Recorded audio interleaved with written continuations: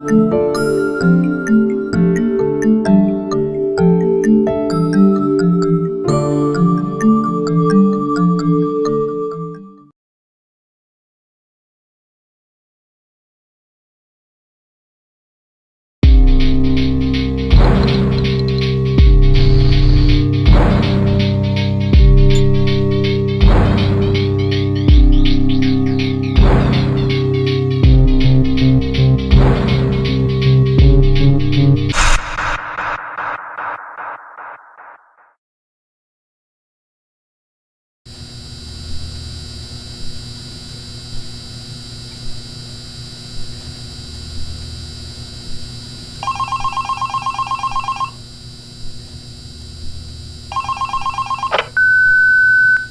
have one new message.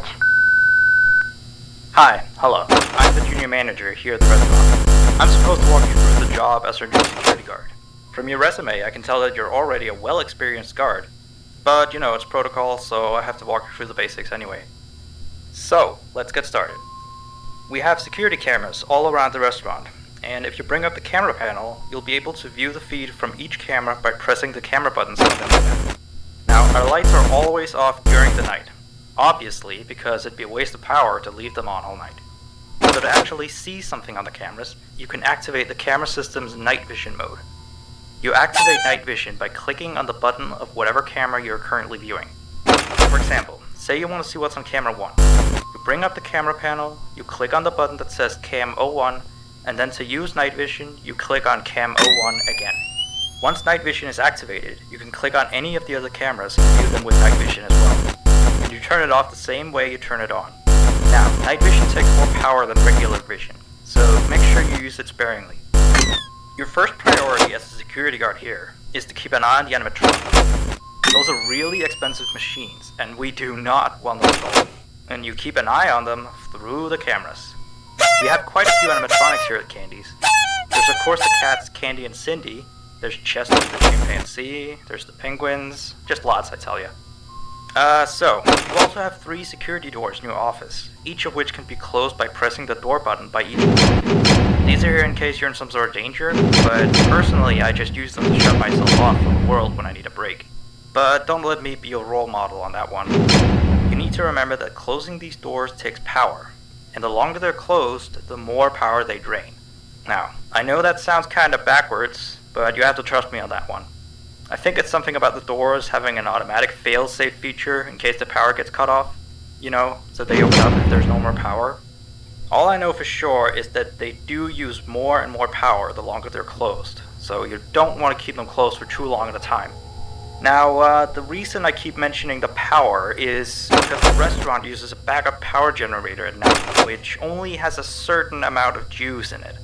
So anything from viewing the cameras to using the security doors takes power. You can see how much power you have left on the computer on the desk in front of you. Try not to run out of power. If you do though, you won't be stuck in the office since the doors will always open up anyway. Oh, and one last thing. The animatronics aren't completely turned off at night, so they might start walking around a bit. But just be careful not to let any of them into the office, cause we have stuff in there we don't want damaged or anything. Though, don't bother with the ticket booth door. They won't attempt to get in from there. That should be all. You'll hear from me again on your next shift. Have a good night.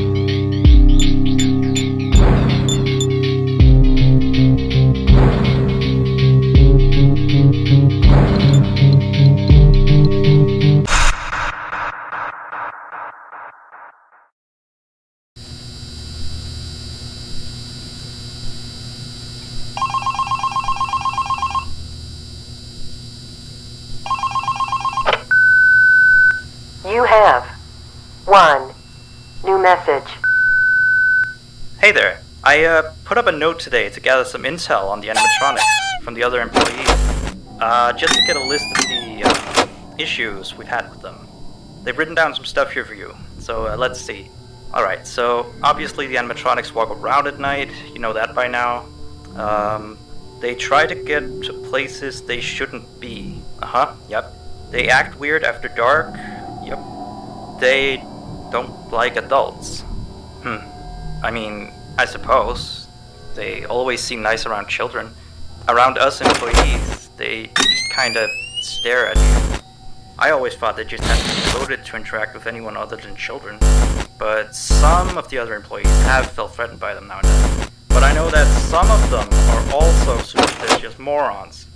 So who knows if they just became scared when the animatronic looked at them in the eyes or something.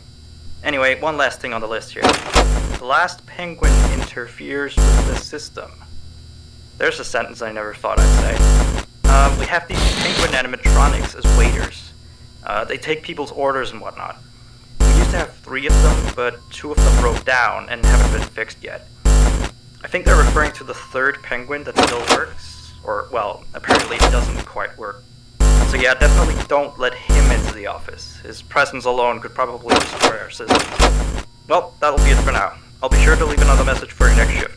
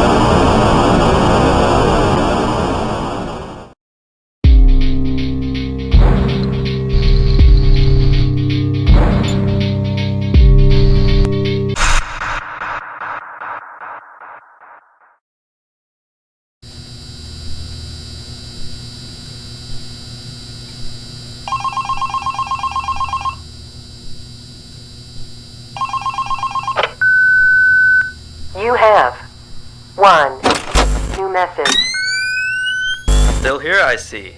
Awesome job these last 2 nights. You're already way better than our previous night guard. He didn't even stand 2 nights before he brought a wrench to his shift and tried to destroy one of our animatronics. The animatronic in question is the blank character, the one in the drawing room on camera 11, I think. Yeah, I'm surprised he still works. And despite the holes and the fact that his left arm and the back of his head is missing, the kids still really like him. Anyway, ever since that day, Blank's been acting almost more strange than the other animatronics. Like, among other things, he seems to have developed this fascination with getting into the office through the ticket booth. And I guess he can't see the glass or something. So yeah, keep an eye on him. If you see him heading for the ticket booth, just shut the door in his face and then he'll find something else to do, I guess. Oh, and by the way, ever since that new Freddy Fazbear's Pizza closed last week, we've been getting more and more customers during the day. So next week, if you're up for it, we could use you on the day shift. Think it over. We'll talk later.